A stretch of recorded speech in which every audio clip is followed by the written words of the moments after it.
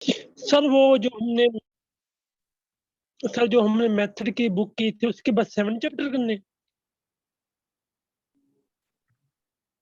उसका जो रिलेशन है ना, जो हमने उसमें पढ़ा है, जी उसके बाद जो पढ़ना चाहिए वो ये है। चैप्टर 7 के बाद जो पढ़ना चाहिए वो यहाँ पे है। सर उसमें एक चैप्टर आता है इन्फिनाइट सीरीज वाला। वो भी करेंगे, वो करेंगे, लेकिन अभी जी उसको करने का टाइम नहीं आया। सही। ठीक आप है मेरी सर। बात समझ रहे हैं ना? जी बिल्कुल समझ गए। हाँ, मैं ये कहना चाह रहा हूँ। Okay sir. ये बुक है हमारे पास, मेथड के चैप्टर नंबर 7 के बाद। चैप्टर 7 सबको पता होगा, मैथमेटिकल मेथड का। उसके बाद हम शुरू करने लगे हैं चैप्टर 11, शॉन्स आउटलाइन लीनियर अलजेब्रा का। ठीक है, linear functionals and dual space वाला जो है। ठीक है, ये हम स्टार्ट करने लगे हैं।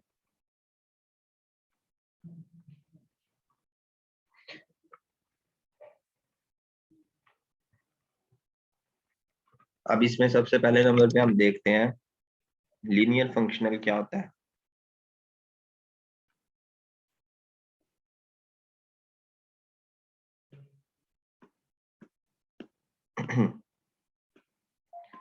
तो ये हमारे पास डेफिनेशन है, let V be a vector space over a field के।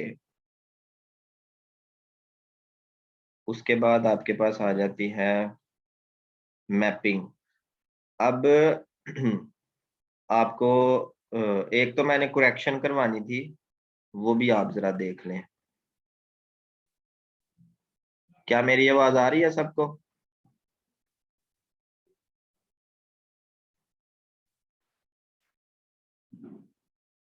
ये कंफर्म करें जरा, आवाज आ रही है या नहीं।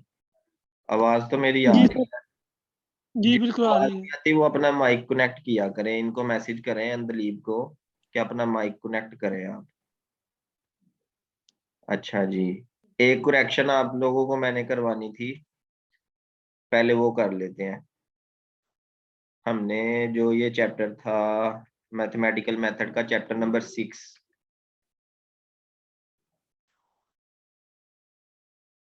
इसमें एक करेक्शन करनी थी, वो आप सब लोग कर लीजिएगा। ये हमारे मेरे दोस्त हैं, अभी वो भी रिसेंटली जो है ना लेक्चरर अपॉइंट हुए हैं, उनसे मैं डिस्कस कर रहा था इस चीज को। उन्होंने कहा था कि आपने क्या पढ़ाया है। मैंने उनको बताया कि मैंने चैप्टर 6 भी पढ़ाया है, 7 भी और जो भी। तो यहाँ पे वो हमें एक, मुझे कह रहे थे कि एक करेक्शन करनी है। तो ये जो फंक्शन हमने लिखा था, ये जो ऑपरेशन होता है वेक्टर स्पेस का, शायद अगले पेज भी होगा ये।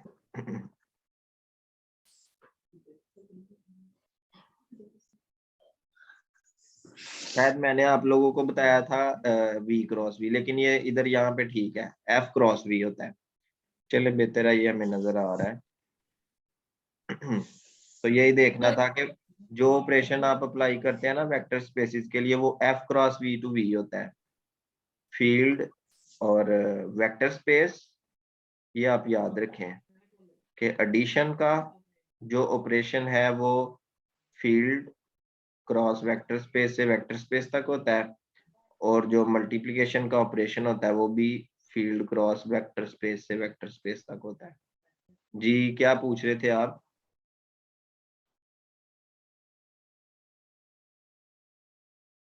कोई बोला था अभी?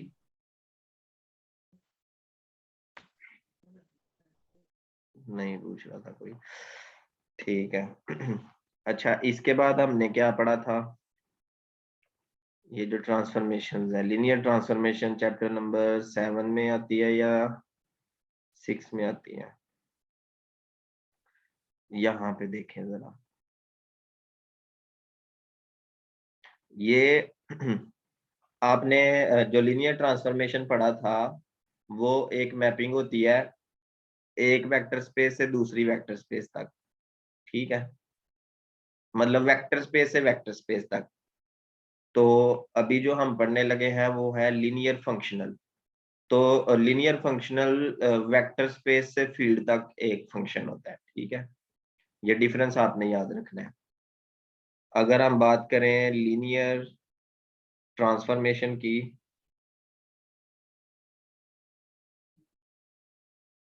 तो लीनियर ट्रांसफॉर्मेशन एक फंक्शन है वेक्टर स्पेस से किसी दूसरी वेक्टर स्पेस तक।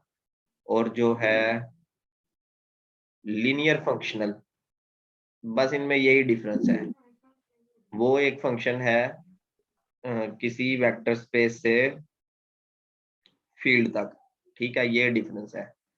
वेक्टर स्पेस जब आउटपुट की जगह पे फील्ड आ जाएगी, हम कहते हैं ना V is a vector space over a field F.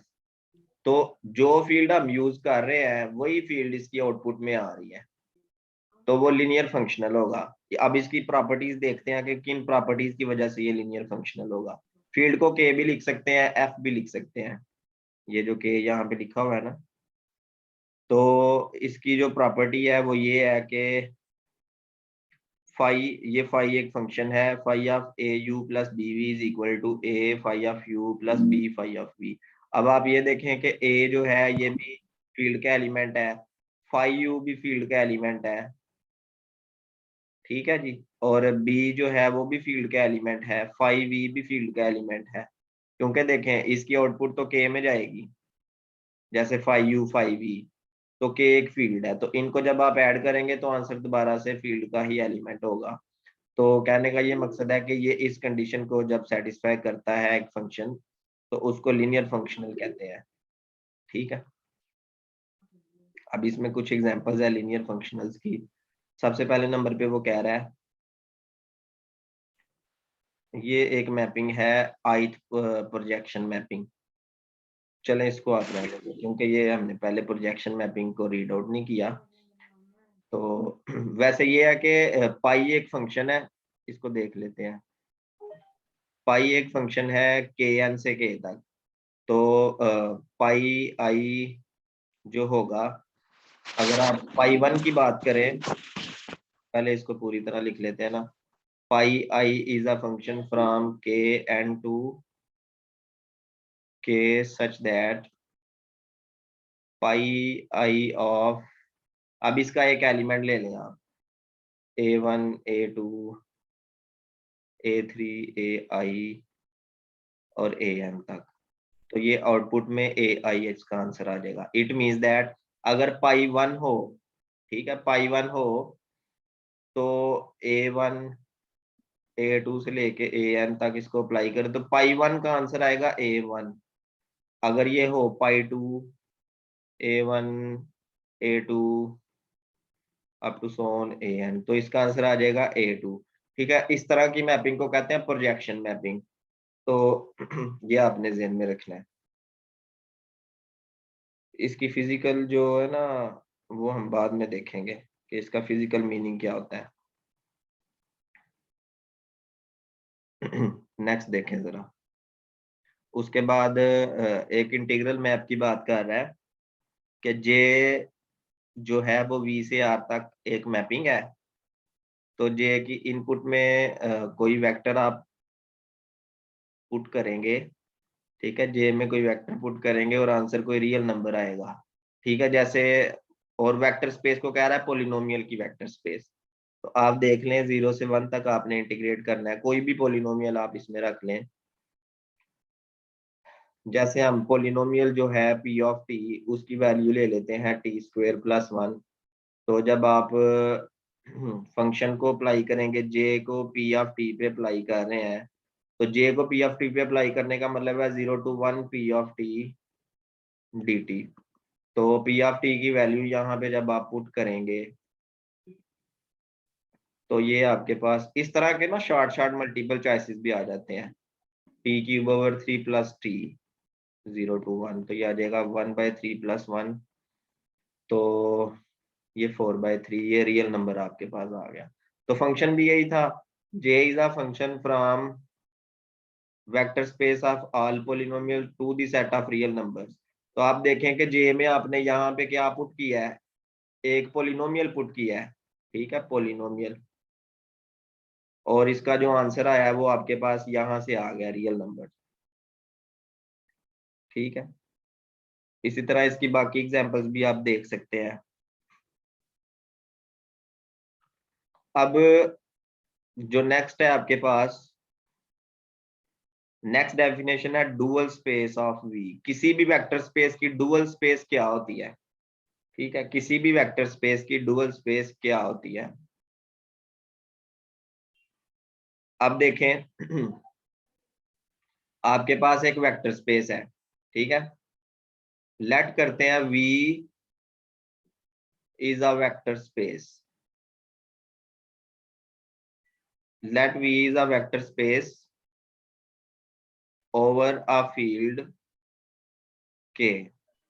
अब आपको पता है आप एक फंक्शनल F1 बना सकते हैं V2K, मतलब V2K एक लीनियर फंक्शनल है। इसी तरह एक दूसरा बंदा कहता है जी F2 भी V से K तक एक दूसरा लीनियर फंक्शनल है। इसी तरह कोई F3 भी V से K तक एक लीनियर फंक्शनल है। तो आप क्या करें कि आप एक सेट बना लें, ठीक है, इसमें आप वो तमाम लीनियर फंक्शनल लिखें जो V से K तक पॉसिबल हैं, ठीक है। तो ये जो हमने सेट यहाँ पे बनाया है, यहाँ पे F1 पड़ा हुआ है, F2 पड़ा हुआ है, ठीक है, तो आप पता नहीं कितने लीनियर फंक्शनल बना सकते हैं। मतलब कि ये एक ऐसा सेट है, is a set of, is a set of all linear functionals. जितने भी लीनियर फंक्शनल्स आप बना सकते थे वो आपने बना लिए from V to a field K, ठीक है। अब इस सेट का एक नाम है, ठीक है, इसको हम वी स्टैरिक से डिनोट करते हैं। अब इस सेट का जो खास नाम है वो है वी स्टैरिक। वी स्टैरिक एक ऐसा सेट है जिसमें वी से के तक तमाम लीनियर फंक्शनल्स आ जाते हैं, ठीक है। अब हम डिफाइन करना चाह रहे हैं कि एक new vector space, a new vector space, ठीक है। अब a new vector space over the same field, over the same field के, तो देखें दोबारा से मैं बता रहा हूँ कि वी एक वेक्टर स्पेस थी ओवर द फील्ड के।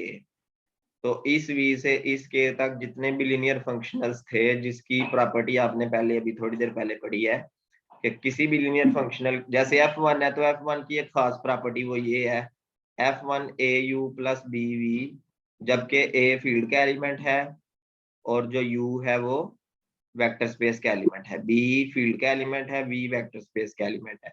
जब ये वाली सेटिंग आप F1 में पुट करेंगे तो A F1 ऑफ U आ जाएगा plus B F1 of V आ जाएगा। इसी तरह F2 भी इसी प्रॉपर्टी को सेटिस्फाई कर रहा है, F3 भी इस प्रॉपर्टी को सेटिस्फाई कर रहा है।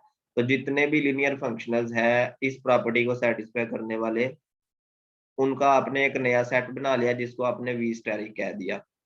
अब हम ये कहना चाह रहे हैं कि वी स्टैरिक खुद भी एक वेक्टर स्पेस है। अब ये वेक्टर स्पेस तो बनेगा, ठीक है, इस वेक्टर स्पेस का हर एलिमेंट एक लीनियर फंक्शनल होगा और ये वेक्टर स्पेस बनेगा उसी फील्ड के ऊपर जो आउटपुट वाले जगह पे आप यूज कर रहे थे, और वही फील्ड जो के वेक्टर स्पेस वी की भी फील्ड थी, ठीक है। तो उसमें इसकी क्या प्रॉपर्टी होगी ये हम देखते हैं। क्या मेरी आवाज आ रही है सबको? Yes sir. कुछ स्टूडेंट्स को आवाज नहीं आती, वो पता है क्या करें, अपना जूम अपडेट करें, ठीक है, अपडेट, एक सेकंड रुके जरा, update your zoom app.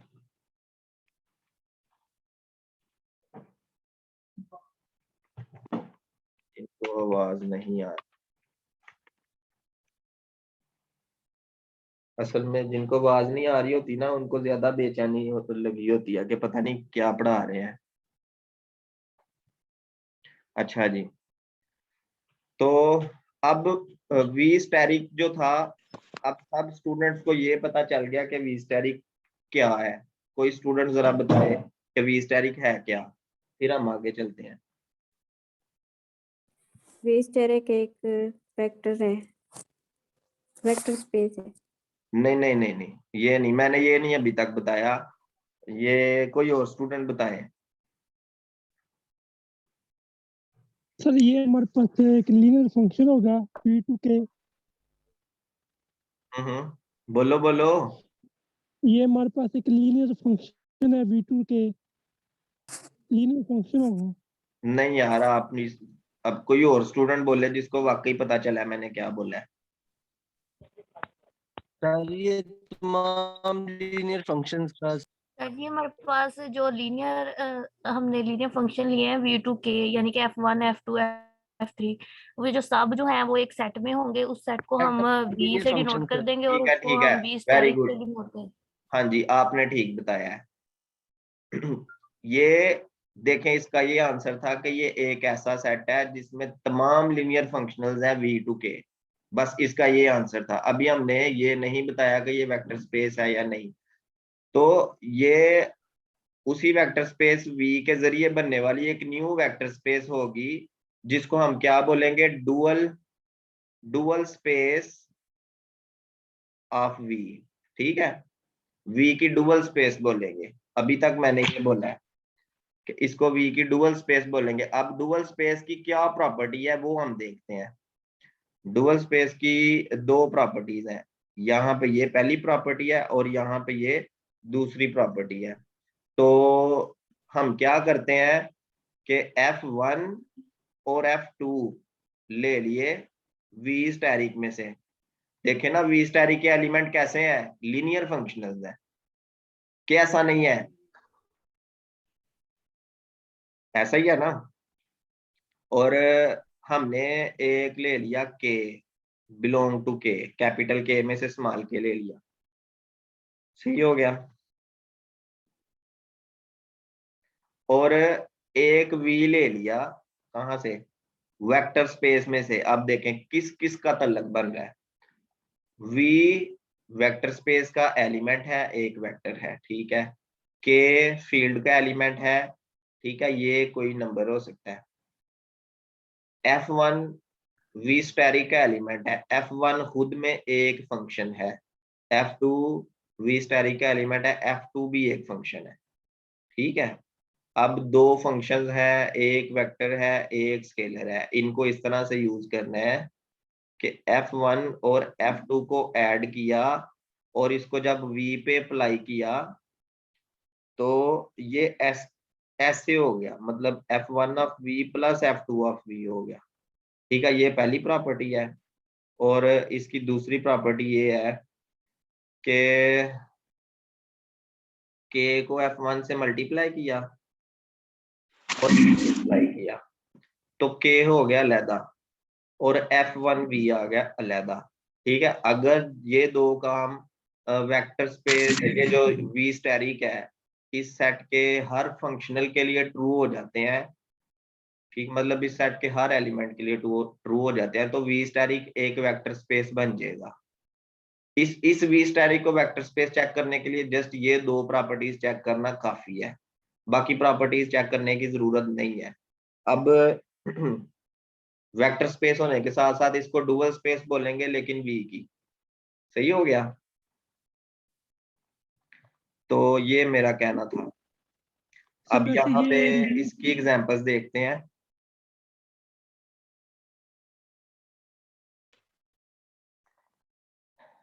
A, 11.1 example जी, कोई बोला था स्टूडेंट। सर मैं बता रहा था, ये जो भी हमने दो प्रॉपर्टी की, वैसे ये लीनियर ट्रांसफॉर्मेशन वाली प्रॉपर्टी ना, उसमें में यही दो फुलफिल करते हैं। देखें, इन प्रॉपर्टी, पहली प्रॉपर्टी का नाम है एडिशन और दूसरी प्रॉपर्टी का नाम है स्केलर मल्टीप्लिकेशन, ठीक है। जी तो वहां पे भी हमने यही दो प्रॉपर्टीज देखी थी। लेकिन वहां पे एलिमेंट्स डिफरेंट थे, यहाँ पे एलिमेंट्स डिफरेंट है, यहाँ पे नेचर डिफरेंट है एलिमेंट्स की, वहां पे एलिमेंट्स जी की नेचर डिफरेंट थी। जी, यहाँ तो सर ये वेक्टर स्पेस को बिलोंग करते हैं, वहाँ पे कोहोर्ट थी। आप मुझे बताएं फाई किसका एलिमेंट है?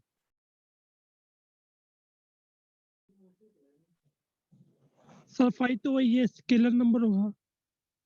देखा ना, काम खराब हो गया ना। फाई, आप मुझे बताओ फाई किसका एलिमेंट है? फाई बिलोंग किसको करता है? कुछ नहीं होता, बताओ, टेंशन फ्री होके बोले आप।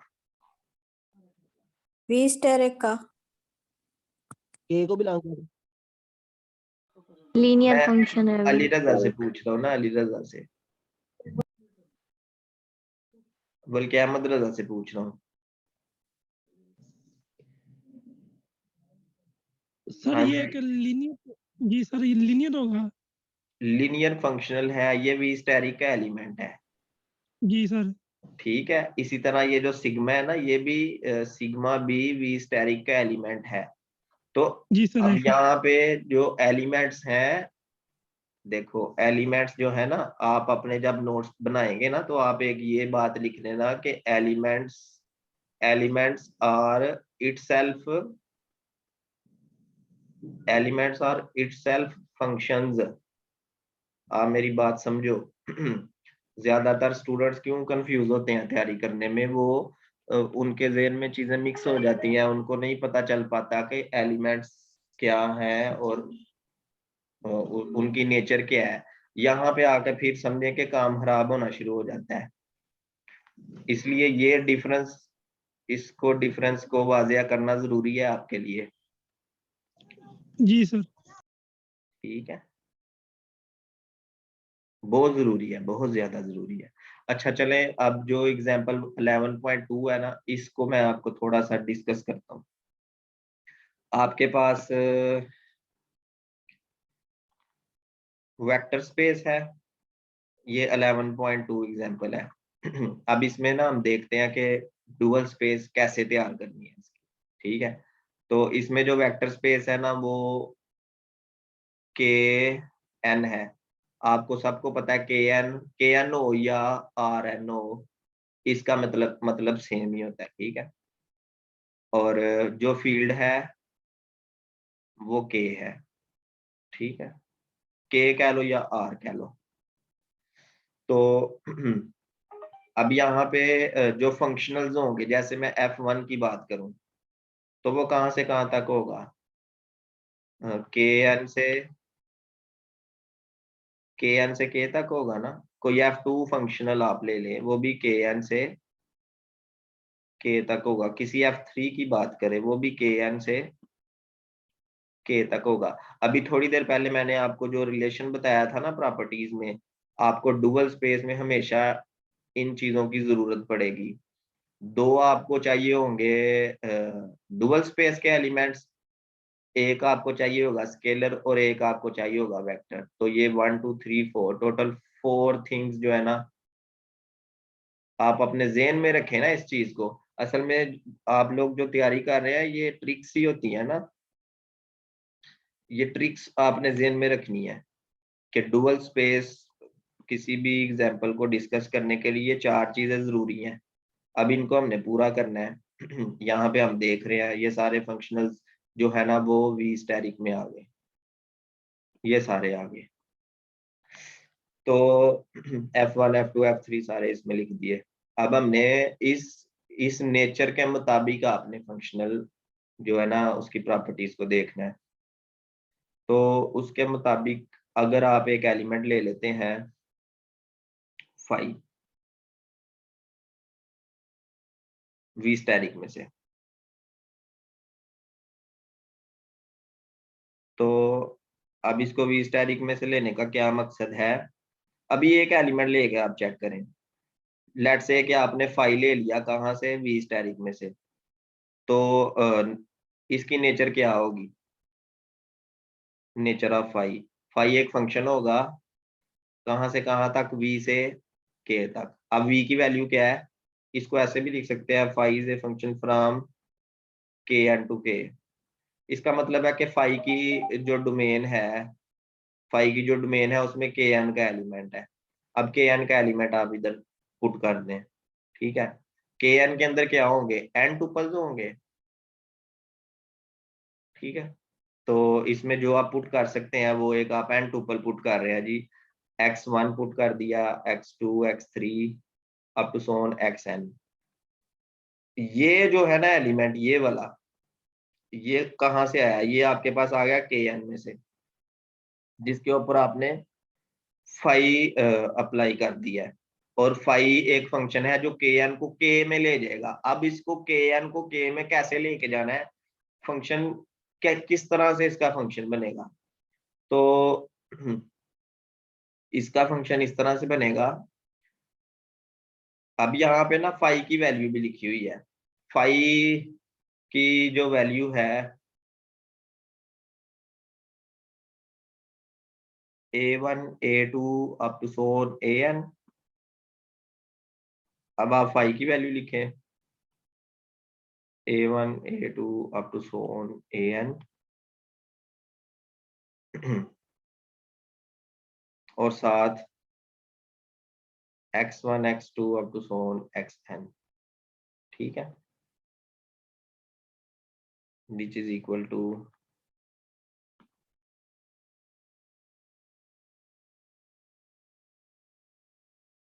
जरा इसको रीड आउट करते हैं ना।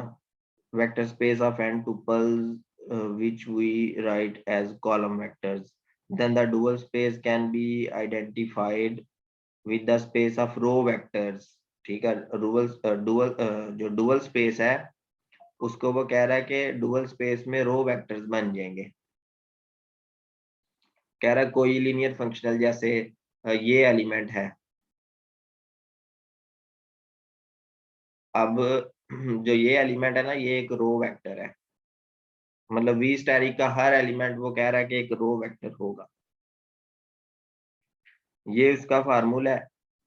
आप जब आप एक रो को एक पूरे कॉलम से मल्टीप्लाई करते हैं, मैं यहाँ पे जो खुली जगह में करता हूँ, जैसे ये एक रो है आपके पास a1 a2 और ये चलता जा रहा है an तक,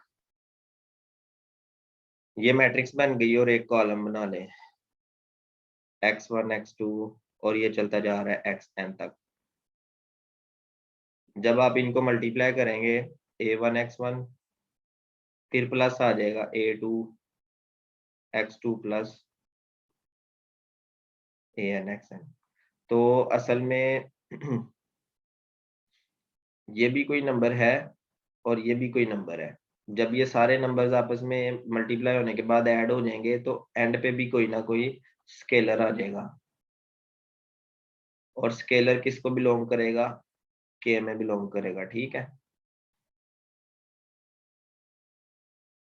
उसके बाद आ जाती हैं डुअल बेसिस। जैसे वेक्टर स्पेस की बेसिस होती हैं, आप वेक्टर स्पेस की बेसिस को यूज करके डुअल स्पेस की बेसिस भी बना सकते हैं, उसका भी एक तरीका होता है।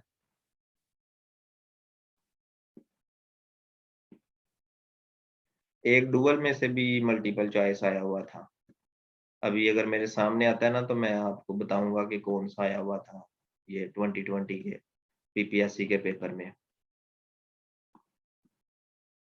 ठीक है। तो ये जो डुअल बेसिस है, अब हम देखते हैं कि डुअल बेसिस आपने कैसे बनानी है। तो उसके लिए जो है ना, ये थ्योरम 11.1 को हम देखते हैं। आपके पास बेसिस है वेक्टर स्पेस वी की, v1 v2 v3 up to so on vn। अब n वेक्टर्स हैं इसकी बेसिस में, तो आपने वी स्टैटिक की बेसिस बनानी है। आपने एक चीज याद रखनी है जो ऊपर लिखा हुआ है, ये चीज जो है ना पहले इसको देख लें। v की अगर डायमेंशन n होगी तो उसकी जो डुअल स्पेस होगी उसकी डायमेंशन भी सेम होगी, ठीक है। और फील्ड की डायमेंशन 1 होती है ओवर इटसेल्फ, ये लिखा हुआ है k is of dimension 1 over itself, ठीक है। उसके बाद कह रहा है in fact each basis of V determines a basis of V static. हाँ, अब वो कह रहा है कि वी की बेसिस जो है ना उनको यूज करके आप वी स्टैटिक की बेसिस बना सकते हैं, जैसे ये थ्योरम यहाँ पे हमारे सामने है। तो ये वेक्टर स्पेस वी की बेसिस आ गई, हमने लेट किया कि फाई 1 से फाई n तक वी स्टैटिक की बेसिस आ गई।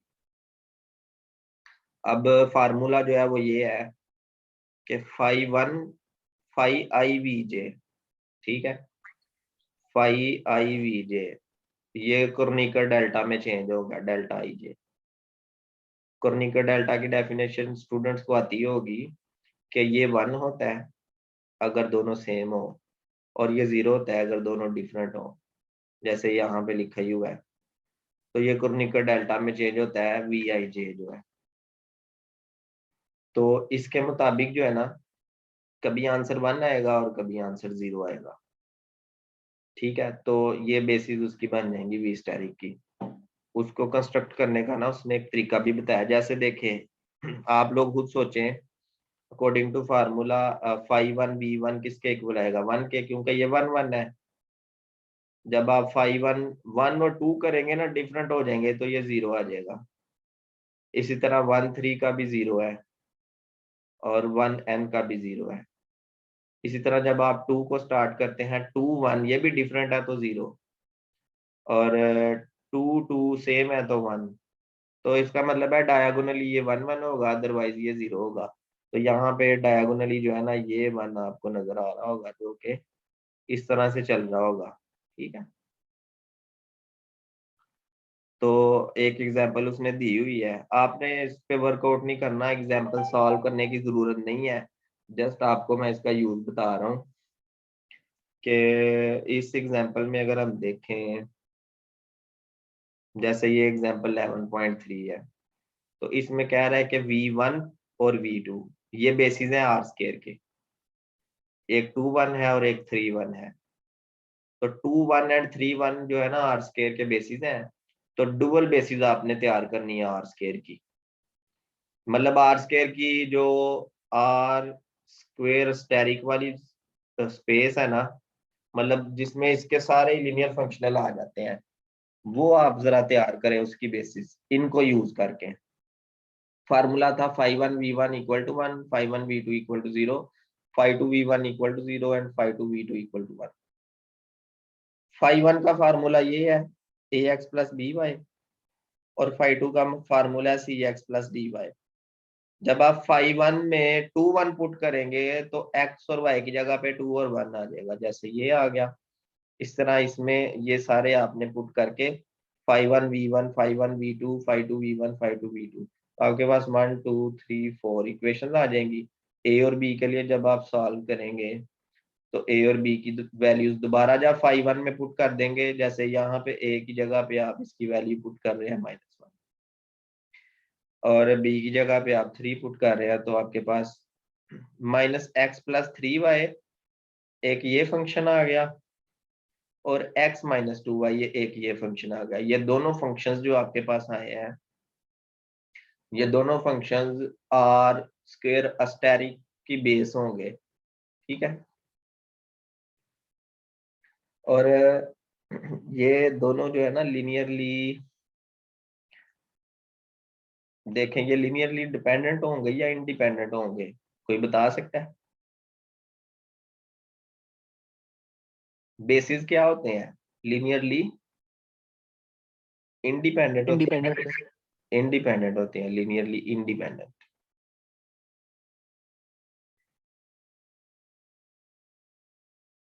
ठीक है। अच्छा मुझे ये बताइए, ये एक लाइन है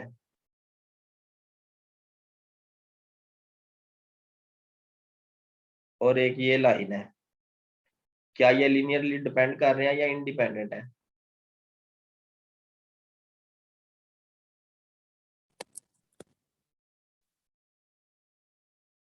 कोई बता सकता है? इंडिपेंडेंट ये सोच के बताएं। Clearly dependent. डिपेंडेंट है? No sir. No sir. फिर ये क्या है?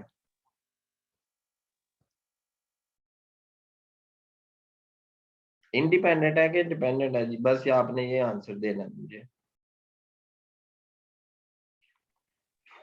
इंडिपेंडेंट है सर। कैसे?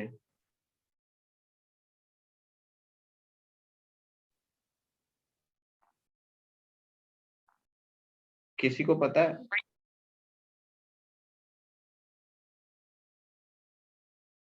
सोचें जरा।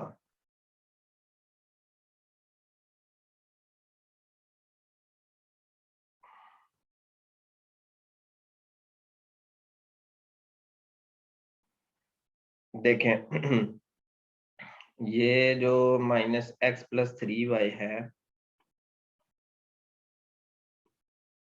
ये phi1 के इक्वल है और x-2y ये phi2 के इक्वल है। अगर इसको हम यहाँ पे देखें, ठीक है, phi1 phi2 को अगर 1 1 ले लेते हैं, ठीक है, 1 1 अगर ले लेते हैं तो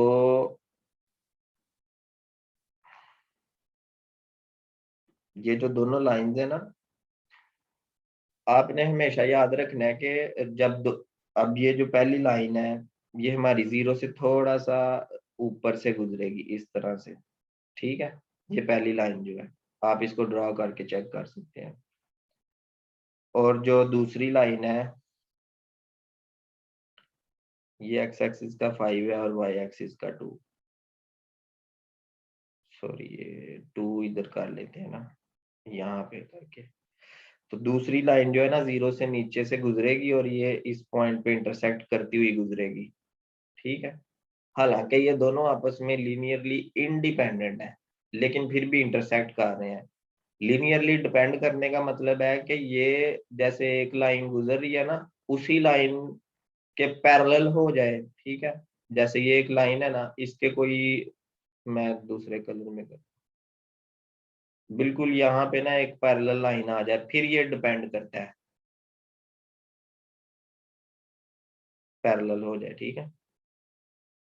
या ऐसा हो जाए कि बिल्कुल इसके ऊपर ही एक न्यू लाइन बन जाए, फिर भी ये डिपेंडेंट हो जाती है। जब एक पॉइंट पे इंटरसेक्ट कर जाए ना तो वो फिर इंडिपेंडेंट होती है। जैसे आप 1 की जगह 2 पुट करेंगे,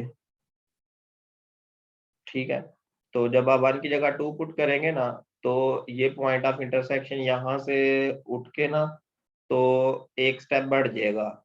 जैसे 5 पे कर रहे हैं ना इंटरसेक्ट, तो अब ये 10 और 4 पे करेगा, मतलब डबल हो जाएगा इनका।